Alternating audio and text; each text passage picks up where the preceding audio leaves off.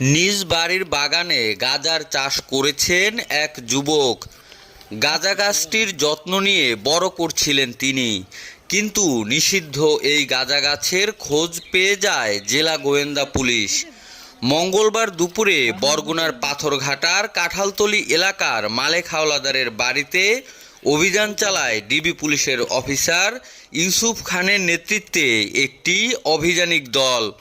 এ সময় গাঁজা গাছটিকে বাগানের মধ্য থেকে খুঁজে বের করে জব্দ করে গাঁজা চাষি রাব্বি মাহমুদকে আটক করেন তারা। ডিবি পুলিশ জানায়, গাঁজা চাষি রাব্বি মাহমুদকে গাঁজা চাষের অপরাধে আটকের পর পাথরঘাটা থানায় মামলা করে সোপর্দ করা হয়েছে। তার বিরুদ্ধে নেওয়া হবে আইনগত ব্যবস্থা। মাথা কাটা